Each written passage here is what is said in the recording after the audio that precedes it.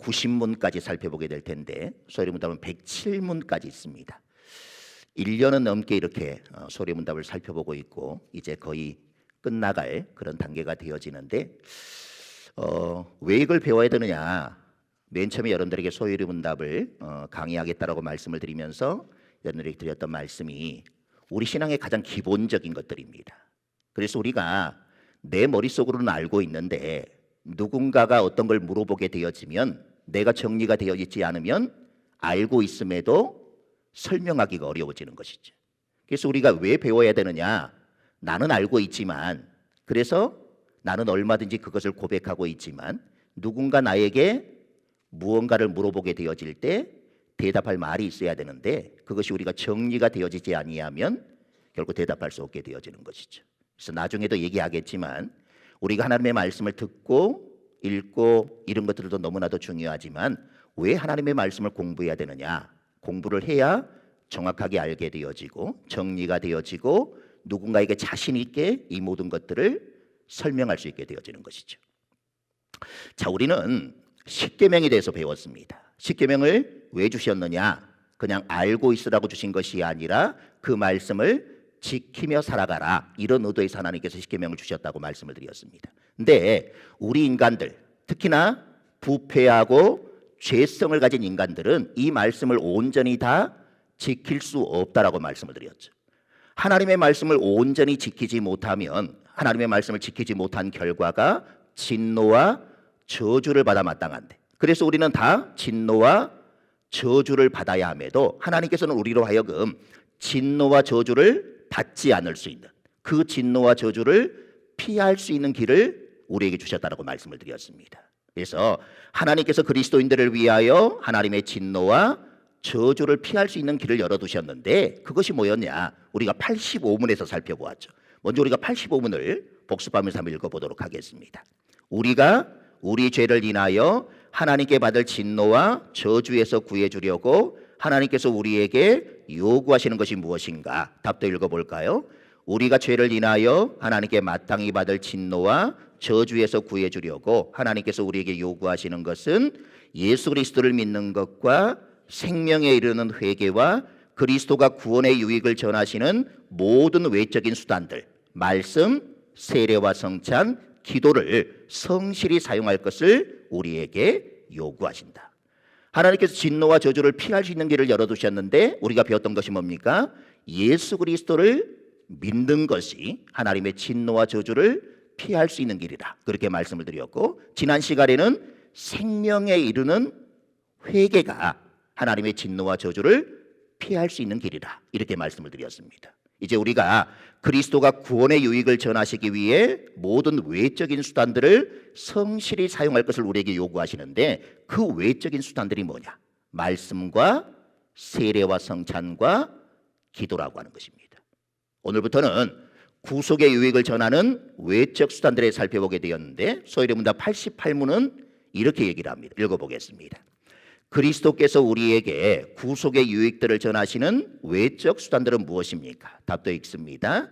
그리스도께서 우리에게 구속의 유익들을 전하시는 외적이며 보편적인 수단들은 그의 규례들, 특히 말씀과 성례와 기도입니다. 이 모든 것들은 구원을 위해 택함 받은 자들에게 효력이 있게 합니다. 여기서 보면 구속의 유익을 전하는 외적인 수단으로 말씀과 성례, 기도, 이것을 그리스도의 규례라 이렇게 설명을 하는데 이것이 죄로 인한 진노와 저주를 피하기 위한 그런 수단으로 사용이 된다고 하는 것이죠. 그러니까 죄 문제를 해결하기 위해서는 무엇보다 예수 그리스도를 믿는 믿음이 필요하다고 말씀을 드렸습니다. 그리고 지속적으로 생명을 얻는 회개가 필요하다고 말씀을 드렸습니다. 이때 죄를 슬퍼하고 미워하는 정도만 있는 게 아니라 새로운 순종으로 나아가고자 하는 분명한 뜻을 가지고 노력해야 된다, 그렇게 말씀을 드렸습니다. 죄에 대해서는 죽고 의에 대해서는 살아야 하는데 이 일을 위해 지속적으로 무엇이 필요한가? 바로 말씀과 성례와 기도라고 하는 것입니다. 오늘은 이 세 가지 중에서 말씀과 관련한 것들을 살펴보게 될 텐데 말씀과 관련해서는 89문과 90문이 우리에게 이야기를 해줍니다. 먼저 89문을 살펴보겠습니다. 읽어볼까요? 말씀이 어떻게 구원에 이르는 효력이 있게 합니까? 답도 있습니다. 하나님의 영이 말씀을 읽는 것, 특히 설교로서 죄인을 깨닫게 하여 돌이키며 믿음을 통해서 거룩과 위로 가운데 구원에 이르도록 그들을 세우는 효력 있는 수단이 되게 하십니다. 하나님께서 말씀과 성례와 기도라는 수단을 통해 구속의 유익들을 전하시지만 그것이 효력 있는 수단이 되기 위해서는 반드시 하나님의 영, 곧 성령의 역사가 있어야 된다는 것입니다. 그래서 답을 보면 그렇죠. 하나님의 영이 말씀을 읽는 것, 특히 설교로서 죄인을 깨닫게 하여 돌이키며 믿음을 통해서 거룩과 위로 가운데 구원에 이르도록 그들을 세우는 효력 있는 수단이 되게 하신다. 그래서 우리는 반드시 하나님의 영, 곧 성령의 역사가 있어야 된다. 그래서 이 말은 무슨 말이 되죠? 말씀 자체로는 충분하지 못하다라고 하는 것입니다. 이렇게 말씀을 드리면 오해하실 수도 있을 것 같은데 결코 오해해서는 안 됩니다. 말씀 자체에 어떤 부족함이 있다거나 모자람이 있다라는 그런 말이 아닙니다. 하나님의 말씀은 우리의 구원에 필요한 모든 것을 채워줄 수 있습니다. 완전 그 자체라고 하는 것입니다. 거기에 무엇을 더하거나 뺄 필요가 없습니다. 그런 측면에서 사도 요한은 맨 마지막 계시의 내용을 기록하면서 다음과 같은 말을 하기도 했습니다. 요한계시록 22장 18절 19절을 읽어보겠습니다. 내가 이 두루마리의 애언의 말씀을 듣는 모든 사람에게 증언하노니 만일 누구든지 이것들을 외에 더하면 하나님이 이 두루마리에 기록된 재앙들을 그에게 더하실 것이요 만일 누구든지 이 두루마리의 애언의 말씀에서 제하여 버리면 하나님이 이 두루마리에 기록된 생명나무와 및 거룩한 성의 참여함을 제하여 버리시리라. 그리고 우리는 이런 측면에서 신구약 성경 66권을 신앙과 삶의 유일한 규범이라 이렇게 고백하며 살아갑니다. 유일하다라고 하는 것은 이것 외에 더하거나 이것에부터 무엇을 뺄 수 있는 게 아니라고 하는 그런 말입니다. 그럼에도 불구하고 우리는 말씀에 계시되어진 것들로부터 구원을 아는 지혜를 얻기 위해서는 성령의 내적 조명이 반드시 필수적이라고 고백하는 것입니다. 왜냐하면 성령의 내적인 그런 조명 없이는 인간 스스로 말씀을 깨달을 수 없기 때문에 그렇다라고 하는 것이죠. 말씀 자체로 충분하지 못하다라는 그 이야기가 말씀에 부족함이 있다거나 모자람이 있다라는 그런 말이 아니라 우리는 그 말씀을 우리 스스로는 깨달을 수 없기 때문이라. 오직 성령님이 함께 해 주셔야만이 그 말씀을 깨달을 수 있다. 이걸 얘기를 하고 있다는 것입니다. 그러므로 말씀은 그 자체의 효능이나 능력에 의해서 구원에 이르는 그런 효력으로 작용하는 것이 아니라 하나님의 영인 성령 하나님께서 그 말씀을 사용하셔서 우리로 구원에 이르는 효력 있는 수단이 되게 준다고 하는 것입니다. 우리는 이런 하나님의 역사를 기대하는 마음으로 말씀을 대해야 하는데 무엇보다 하나님의 말씀을 읽고 들어야 하는 것입니다. 개인적으로도 그렇게 해야 하고 공적으로도 그렇게 해야 합니다. 무엇보다 우리는 하나님의 말씀을 해석하고 선포하는 그리스도인들의 공적인 예배에 참석하여 정기적으로 설교를 들을 수 있어야 한다는 것이죠. 그 설교를 통해 가르쳐지는 교훈과 권면의 말씀에 귀를 기울이고 순종해야 한다는 것입니다. 설교는 결코 설교자 개인의 말이 아닙니다. 하나님의 말씀을 전하는 자입니다. 그래서 설교자를 하나님의 뜻을 대변하는 자라 이렇게 표현하기도 하죠. 혹은 설교자의 입을 하나님의 입이라 이렇게 표현하기도 합니다. 때문에 그리스도의 이름으로 선포되고 가르쳐지는 설교에 대하여 그리스도께서 우리에게 얼굴을 마주 대하시고 말씀하시는 것과 같은 그런 권위로 우리가 받아들여야 한다고 하는 것이죠. 여기에 대한 본보기로 사도 바울은 데살로니가 교회를 향해서 다음과 같은 말을 하기도 했습니다. 데살로니가전서 2장 13절을 읽어보겠습니다. 이러므로 우리가 하나님께 끊임없이 감사함은 너희가 우리에게 들은 바 하나님의 말씀을 받을 때에 사람의 말로 받지 아니하고 하나님의 말씀으로 받음이니 진실로 그러하도다. 이 말씀이 또한 너희 믿는 자 가운데에서 역사하느니라. 이런 점에서 설교 듣기를 소홀히 하거나 거부하는 것은 하나님의 뜻을 거스르는 것이요, 그리스도께서 이루신 구속의 유익을 거절하는 것과 같다는 그런 말인 것입니다. 우리가 매우 두려워해야 할 그런 말인 것이죠. 그리고 공적으로뿐만 아니라 개인적으로도 말씀을 읽는 것에 힘써야 한다는 것입니다. 성경을 많이 읽는 것도 중요합니다. 다독 너무나 필요하죠. 그러나 바르게 이해하면서 읽을 필요가 있다고 하는 것입니다. 그러므로 성경을 읽을 때 그 본문에 사사로운 의미를 부여해서는 안 된다고 하는 것이죠. 그래서 사도 베드로는 베드로서 1장 20절에서 이렇게 얘기했던 것입니다. 읽어볼까요? 먼저 알 것은 성경의 모든 예언은 사사로이 불 것이 아니니. 오히려 성경 저자인 하나님의 뜻과 의도를 올바르게 파악하면서 이 말씀을 풀어가야 한다는 것입니다. 아울러 역사적으로 검증되어진 바른 해석에 비추어 성경을 읽고 해야 한다고 하는 것이죠. 왜 성경을 배워야 되느냐? 배우지 않으면 내 마음대로 해석하기 때문에 그렇습니다. 내가 원하는 대로 해석하고 내가 필요한 대로 하나님의 말씀을 해석하게 되어지는 그런 오리를 범하게 되어지는 것이죠. 그렇기 때문에 우리가 하나님의 말씀을 바로 알 필요가 있다고 하는 것입니다. 이렇게 말씀을 읽고 들을 때 특히 공적으로 들려지는 설교를 통해 죄인으로 하여금 깨닫도록 하여 돌이키게 하시고 믿음을 통해서 구원에 이르는 효력 있는 수단이 되게 하시는데, 앞에서 살펴본 예수 그리스도를 믿는 믿음, 생명에 이르는 그 회개가 다 말씀으로부터 출발한다고 하는 것입니다. 믿음도 말씀으로 말미암는 것이고 회개도 말씀으로 말미암다라고 하는 것이죠. 이 모든 것을 성령 하나님께서 말씀을 읽고 들을 때 효력 있게 주시는데, 말씀이 구원에 이르는 효력이 될 수 있도록 하기 위해서 우리는 어떤 자세를 가져야 할까? 소리문답 90문은 다음과 같이 설명을 합니다. 읽어보겠습니다. 말씀이 구원에 이르는 효력이 될 수 있기 위해서는 어떻게 말씀을 읽고 들어야 합니까? 답도 읽어볼까요? 말씀이 구원에 이르는 효력이 될 수 있기 위해서는 우리는 반드시 성실함과 준비와 기도로 말씀에 임하고 그 말씀을 믿음과 사랑으로 받아 우리 마음에 두며 우리의 삶에서 실천해야만 합니다. 말씀이 구원에 이르는 효력이 되기 위해서는 어떻게 말씀을 읽고 들어야 하는가? 성실함, 준비, 기도, 그리고 그 말씀을 믿음과 사랑으로 받아가지고 우리 마음에 두고 우리의 삶에서 실천하며 살아가는 것. 그래야만이 그 말씀이 우리로 구원에 이르는 효력이 되어진다고 하는 것입니다. 자, 첫 번째부터 우리가 살펴보겠습니다. 말씀이 구원에 이르는 효력이 될 수 있기 위해서는 반드시 성실함으로 말씀을 읽고 들어야 한다는 것입니다. 잠언 8장 34절에 보면 이렇게 얘기합니다. 읽어보겠습니다.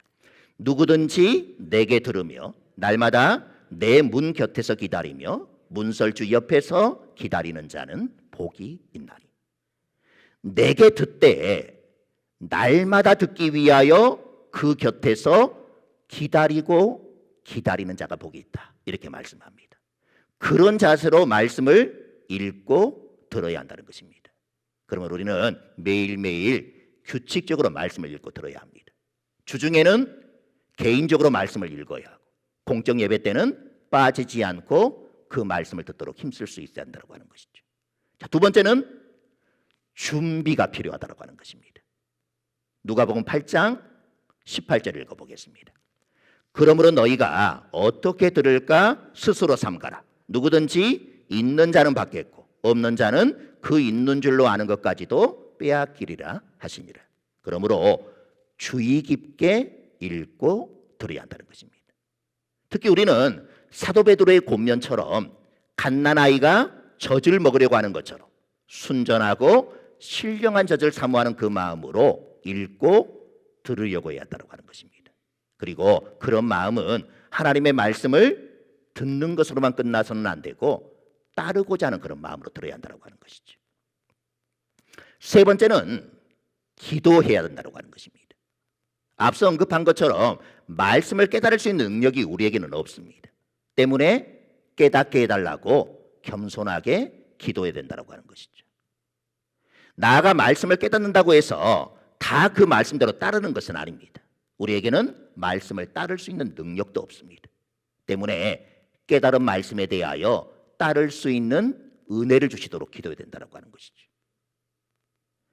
외적 수단으로서의 말씀이 우리에게 있다 할지라도 성령의 내적 조명 없이는 그것이 우리에게 주는 유익은 아무것도 없다는 것입니다. 성령의 조명이 있어야 한다고 하는 것이죠. 그렇기 때문에 말씀을 읽을 때나 들을 때 그 말씀과 우리 자신을 위해 기도할 수 있어야 한다고 하는 것입니다. 자, 네 번째로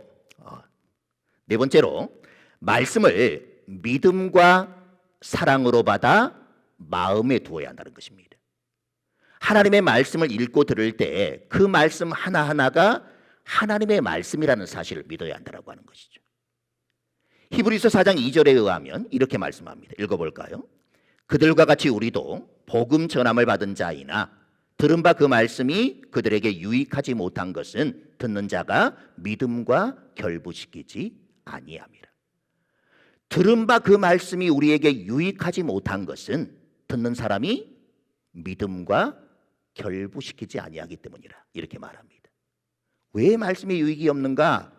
믿음과 결부시키지 않기 때문이라. 이렇게 말하는 것이죠.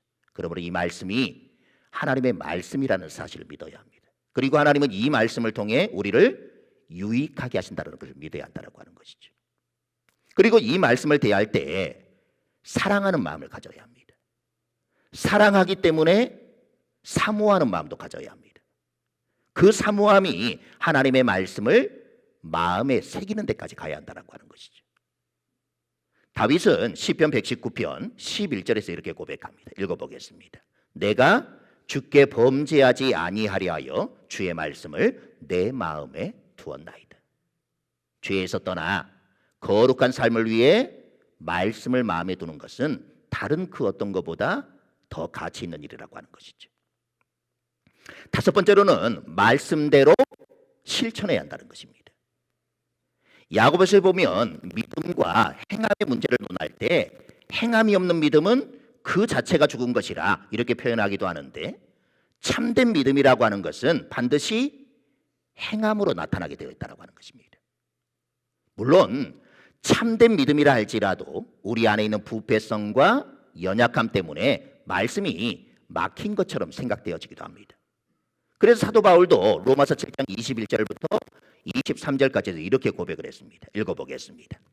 그러므로 내가 한 법을 깨달았노니 곧 선을 행하기 원하는 나에게 악이 함께 있는 것이로다.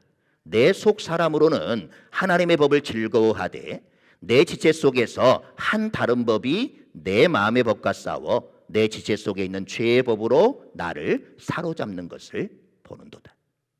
그래서 이렇게 탄식하는 것입니다. 읽어보겠습니다. 오라 나는 곤고한 사람이로다. 이 사망의 몸에서 누가 나를 건져내랴. 그럼에도 불구하고 참된 믿음은 결코 죽은 믿음이 아닙니다. 오히려 자신을 더욱 돌아보게 만든다라고 하는 것이죠. 이것을 야고보서에서는 다음과 같이 말씀을 하고 있습니다. 야고보서 1장 22절부터 25절까지의 말씀을 읽어보겠습니다. 너희는 말씀을 행하는 자가 되고 듣기만 하여 자신을 속이는 자가 되지 말라. 누구든지 말씀을 듣고 행하지 아니하면 그는 거울로 자기의 생긴 얼굴을 보는 사람과 같아서 제 자신을 보고 가서 그 모습이 어떠했는지를 곧 잊어버리거니와 자유롭게 하는 온전한 율법을 들여다보고 있는 자는 듣고 잊어버리는 자가 아니요 실천하는 자니 이 사람은 그 행하는 일에 복을 받으리라. 여러분, 신앙과 삶의 유일한 규범이 신구약 성경 66권으로 된 하나님의 말씀인 것처럼 이 말씀은 너무나도 중요한 그런 말씀입니다. 예수 그리스도를 믿는 믿음도 생명을 얻는 회개도 말씀 없이는 생각할 수 없는 것입니다. 이 우리가 살펴보게 되어질 성례도 기도도 사실은 이 말씀으로부터 시작된다고 하는 것이죠. 그만큼 이 말씀은 신앙과 삶의 모든 것이 되어지는 것입니다. 그럼에도 불구하고 이 말씀을 사용하시는 성령 하나님의 역사가 없으면 아무런 소용이 없습니다. 성경을 읽고 들을 수 있지만 성령 하나님의 역사가 없다면 단지 지식만 쌓여갈 뿐인 것이죠. 하나님의 말씀은 그런 용도를 우리에게 주시지 않습니다. 자신의 죄인됨을 깨닫도록 하기 위해 주셨고, 그래서 돌이키도록 하기 위해서 주셨고, 나아가 믿음을 통해 거룩과 위로 가운데 우리에게 주신 구원에 이르도록 하기 위해 주셨다라고 하는 것입니다. 때문에 우리는 말씀을 사용하되 반드시 성실함과 준비, 무엇보다 기도로 말씀을 사용해야 합니다. 그 말씀을 마음에 새기고 실천할 수 있기까지 주께 구하고 또 구하는 바를 노력해야 된다는 것이죠. 바로 거기에 하나님께 주시고자 하는 모든 복의 내용이 다 담겨 있기 때문에 그렇습니다. 예전에 말씀의 5손가락을 여러분들에게 가르쳐 드린 적이 있는데 기억이 나십니까? 하도 오래전이라 어제 일도 잘 기억이 안 나는데, 자, 오른손 한번 펴보시죠. 새끼손가락이 뭐라 그랬죠? 듣기, 그 다음에 읽기, 그 다음에 공부, 그 다음에 암송, 엄지손가락이 묵상이라고 말씀합니다. 오, 대단하십니다. 야. 책을 잡을 때 가장 중요한 손가락이 어떤 거라 그랬죠? 엄지손가락이라고 말씀을 드렸습니다. 우리가 듣는 것도 너무나도 귀하고 읽는 것도 너무나도 귀하고 공부하는 것도 너무나도 귀하고 암송하는 것도 너무나도 귀하지만 여기에 반드시 따라가야 될 것이 있는데 그것이 바로 묵상이라 그렇게 말씀을 드렸습니다. 말씀을 듣고 묵상하고, 말씀을 읽고 묵상하고, 말씀을 공부하고 묵상하고, 말씀을 암송하고 묵상이 된다. 그것만이 나에게 주신 말씀이 되기 때문에 그렇습니다. 그냥 듣는 것, 읽는 것, 공부하는 것, 암송하는 것만 가지고는 그것이 나에게 주시는 생명의 말씀이 되어지지 않는다라고 하는 거예요. 반드시 묵상이 뒤따라야만이 그것만이 나를 살리는 생명의 말씀이 되어진다라고 하는 것이죠. 또 하나 이렇게 말씀을 드렸습니다. 듣는 것보다는 읽는 것이 더 좋고, 읽는 것보다는 공부하는 것이 훨씬 더 좋으며, 공부하는 것보다는 암송하는 것이 훨씬 더 나은 것이다. 그리고 거기에 반드시 묵상이 따라야 된다. 말씀이 그 무엇보다 중요하다. 그렇게 얘기를 했습니다. 믿음도 회개도, 우리가 다음에 살펴볼 성례도 기도도 다 말씀으로부터 출발하는 것이다. 그래서 여러분들은 모든 공적인 예배에 빠지지 않고 하나님의 말씀을 드려야 하는 것이고, 예배가 없는 시간에는 여러분 개인적으로 날마다 하나님의 말씀을 가까이 할 수 있어야 한다고 하는 것입니다. 그래야만이 여러분들이 살아날 수 있기 때문에 그렇습니다. 항상 말씀과 함께하는 그런 삶이 되어서 말씀의 능력을 삶의 자리 날마다 경험하며 살아가는 성도님들 모두가 되시기를 간절히 소망합니다. 기도하겠습니다. 하나님, 말씀의 중요성은 아무리 강조해도 지나침이 없습니다. 모든 것들의 출발이 하나님의 말씀에서 출발하기 때문입니다. 우리의 믿음도 회개도 성례도 기도도 다 말씀으로부터 비롯됨을 잊지 않도록 도와주시고, 날마다 말씀을 듣고 읽고 공부하고 암송하는 그 모든 일들을 통해 더 나아가 그 모든 것들을 항상 묵상하며 살아가는 인생들이 되어 그 말씀이 나에게 주시는 생명의 말씀이 되어 나의 영혼이 살아남을 날마다 경험하는 인생들이 될 수 있도록 도우시고, 우리가 말씀을 지키며 사는 것이 아니라 말씀이 나의 삶의 자리를 날마다 지켜줌을 경험하며 살아갈 수 있는 복된 인생들이 다 되게 하여 주옵소서. 예수 그리스도의 이름으로 기도드립니다.